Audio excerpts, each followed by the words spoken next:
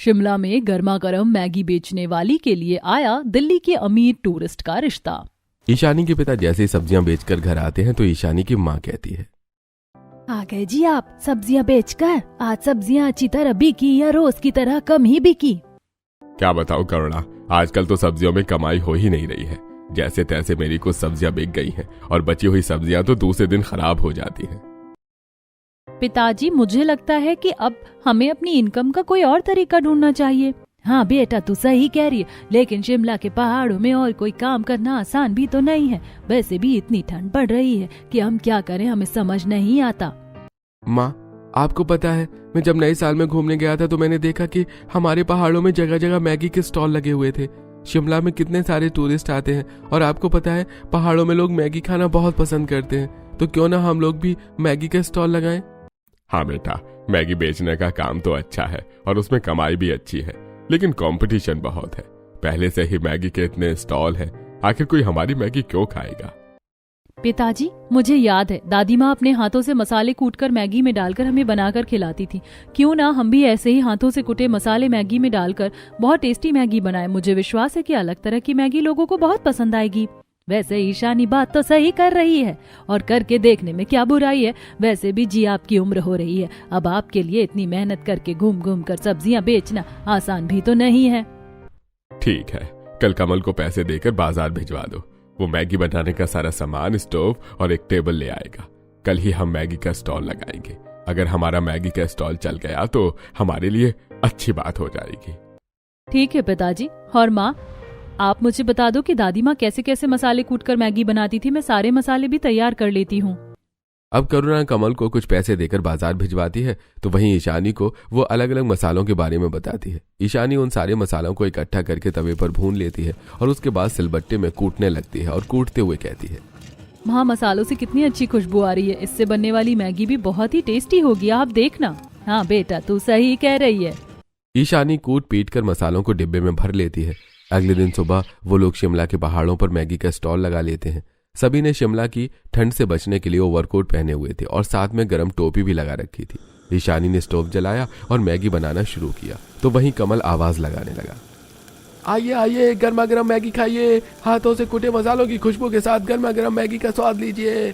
कमल की आवाज सुनकर दो ग्राहक वहां आते हैं और एक ग्राहक कहता है, भैया तुम्हारी मैगी में से तो सचमुच बहुत अच्छी खुशबू आ रही है। लाओ जरा एक प्लेट मैगी हमें भी लगा दो।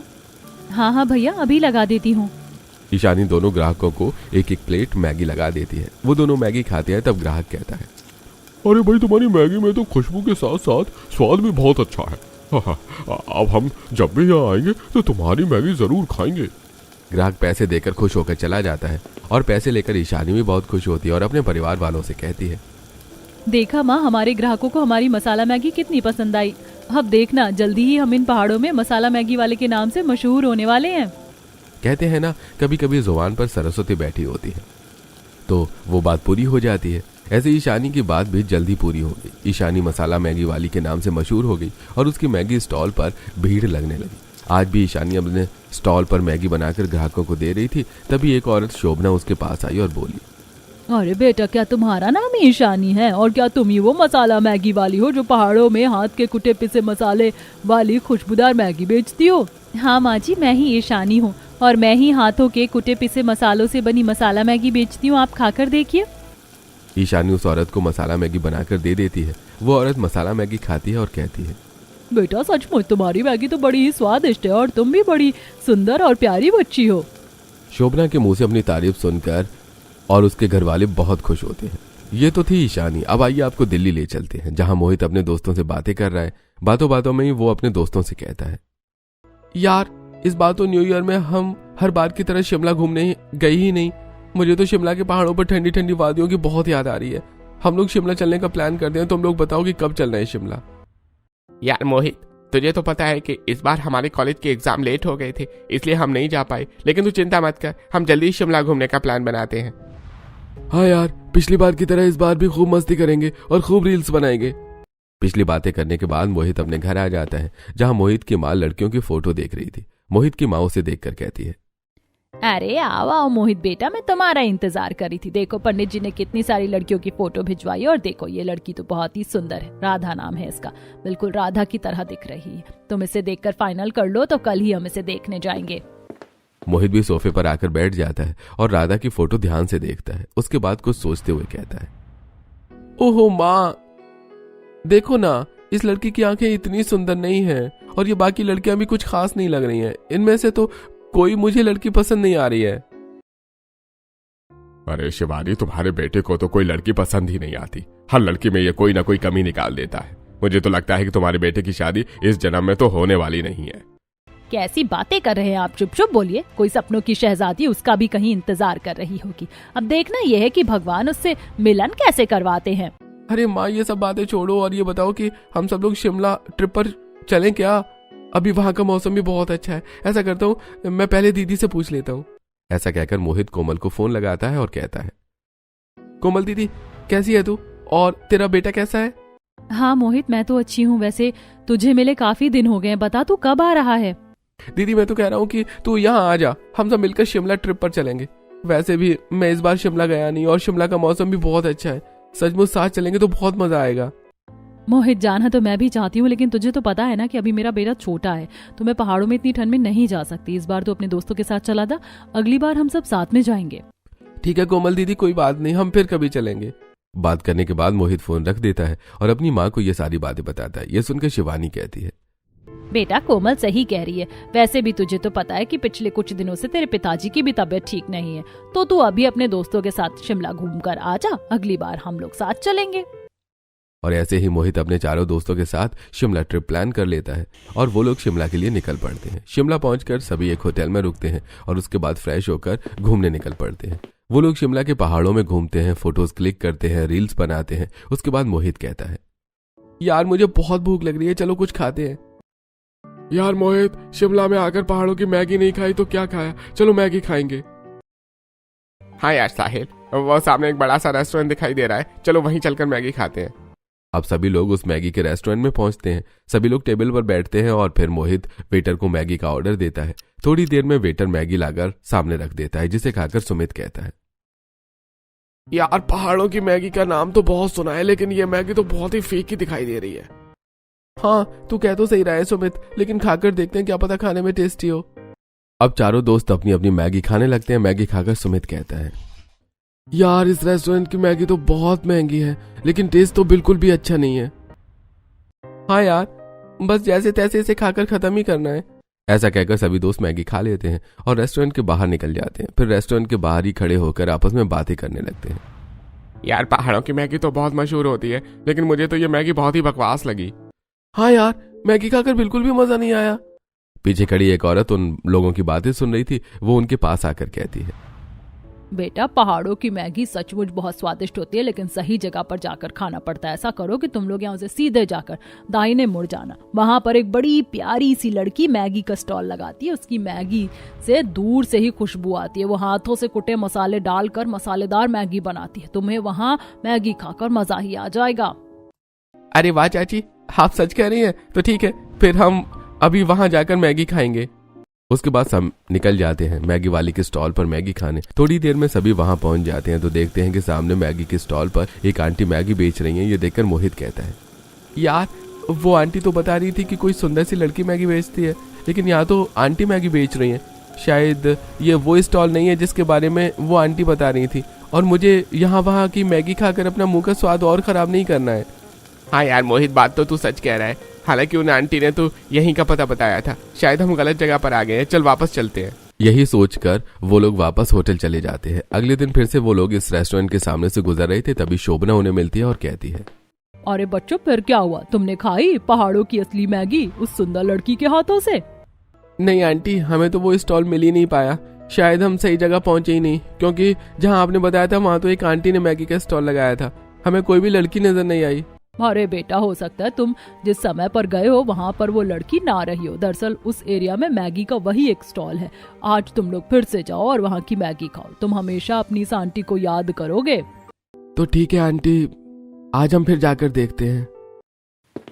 अब सभी लोग फिर से उस मैगी के स्टॉल को ढूंढते हुए वहां पहुंच जाते हैं। तभी सुमित को दूर से ही ईशानी दिखाई देती है। मोहित देखता है कि एक सुंदर सी लड़की लॉन्ग ओवरकोट पहने, चेहरे पर मुस्कान लिए अपने परिवार वालों के साथ मैगी बनाकर लोगों को बड़े प्यार से खिला रही थी और उसकी मैगी से दूर से ही खुशबू आ रही थी। मोहित खुश होकर अपने दोस्तों से कहता है, यार वो आंटी तो बिल्कुल सच कह रही थी। वो देखो, वो लड़की दूर से ही कितनी सुंदर दिखाई दे रही है, उसकी मैगी की खुशबू भी यहाँ तक आ रही है। हाँ तो ठीक है मोहित, लेकिन तू ये बता कि हम मैगी खाने यहाँ आए हैं या सुंदर लड़की देखने आए हैं? सुमित की बात सुनकर सभी दोस्त हंस पड़ते हैं। फिर सब दोस्त वहां पहुंचते हैं। मोहित तो उसे देखते ही जैसे उस पर अपना दिल है हार बैठता है। तभी सुमित उससे कहता है, क्या हो गया मोहित, कहाँ खो गया तू? मैगी नहीं खानी है क्या तुझे? हाँ यार, खानी तो है।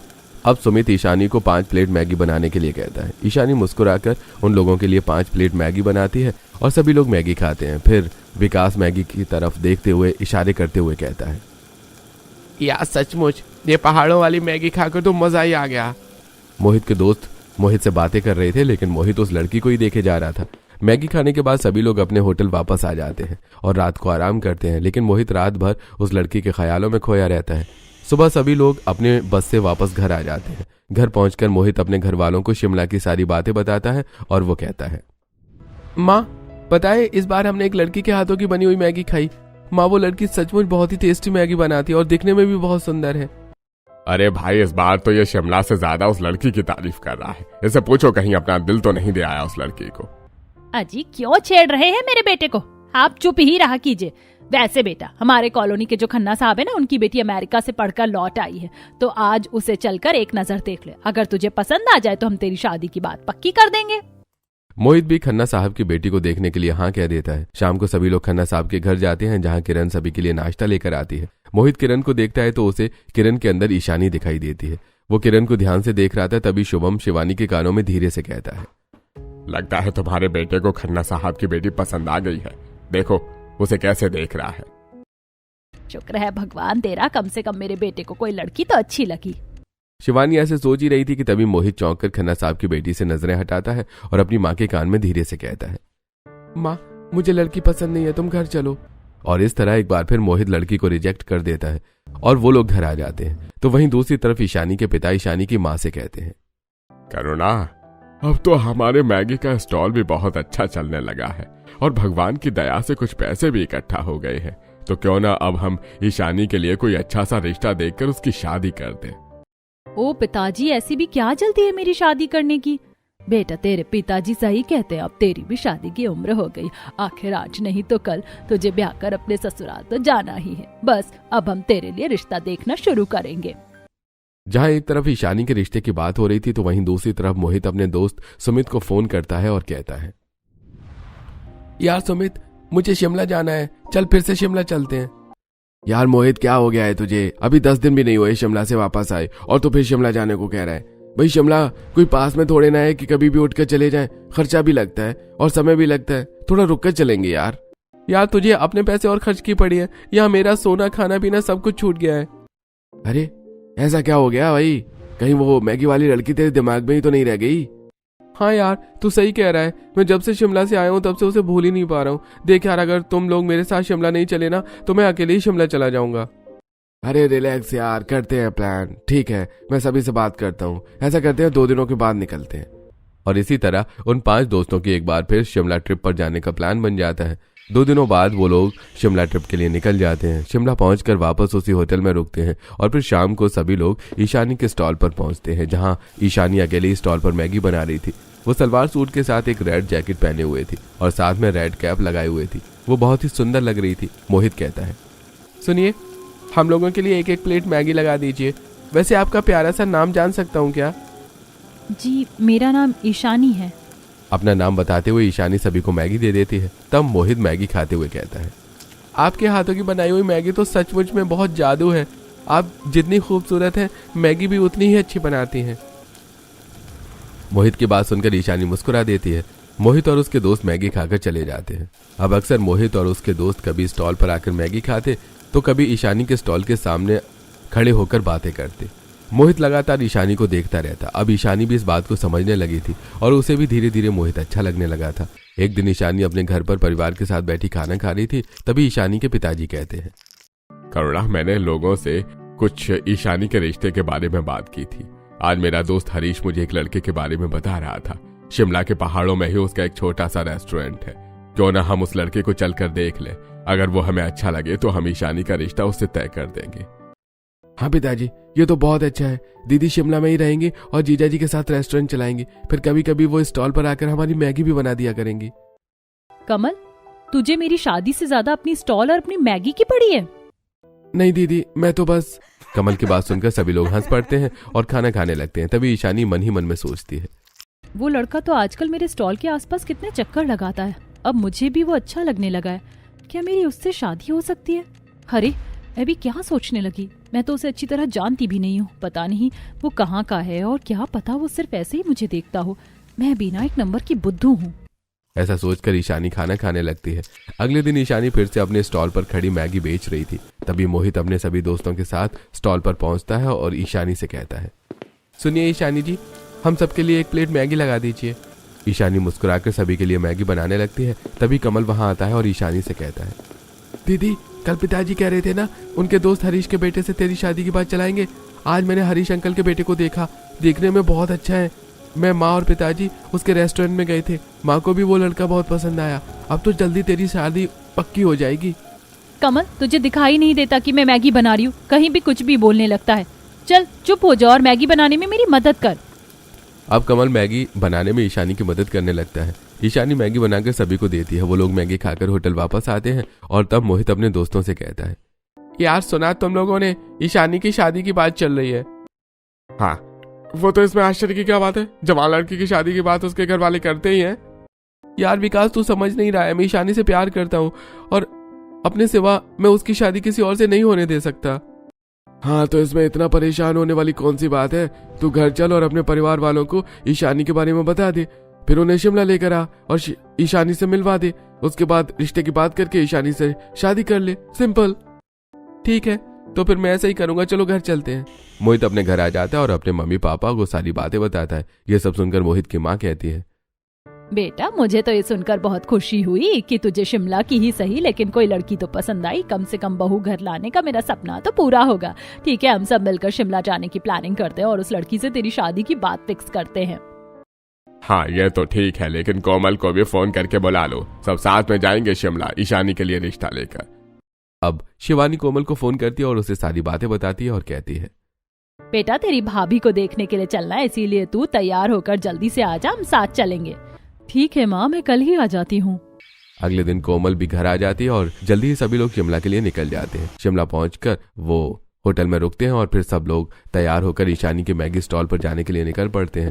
थोड़ी देर में वो ईशानी के मैगी के स्टॉल के सामने पहुंच जाते हैं। दूर से ईशानी को देखकर मोहित के घर वाले बहुत खुश हो जाते हैं। तब शिवानी कहती है, बेटा, ईशानी तो दूर से ही चांद की तरह चमक रही है। सचमुच तूने तो बहुत सुंदर लड़की पसंद की है। माँ, ईशानी लाखों में एक है, तभी तो हमारे मोहित को पसंद आई। अरे अब तुम लोग दूर से ही उसके बारे में बात करते रहोगे या उसके पास भी चलोगे? अब सभी लोग ईशानी के स्टॉल पर जाते हैं, जहां ईशानी अपने पूरे परिवार के साथ ग्राहकों को मैगी बनाकर दे रही होती है। ईशानी मोहित को देखते ही पहचान लेती है और कहती है, अरे मोहित जी, कैसे हैं आप? लगता है इस बार आप अपने परिवार के साथ शिमला ट्रिप पर आए हैं। हाँ ईशानी, ये मेरे मम्मी पापा हैं और ये मेरी बहन है। नमस्ते जी, रुकिए, मैं आप लोगों के लिए स्पेशल मैगी बनाती हूँ। अब ईशानी उन सभी के लिए मैगी बनाती है। सभी लोग मैगी खाते हैं और फिर शिवानी के मैगी की तारीफ करते हुए ईशानी की माँ करुणा से कहती है, बहन जी, आपकी बेटी ने तो सचमुच बहुत ही टेस्टी मैगी बनाई है और वैसे वो है भी बहुत प्यारी। हाँ बहन जी, ये तो आपने सही कहा। हमें भी अपनी बेटी पर बहुत गर्व है।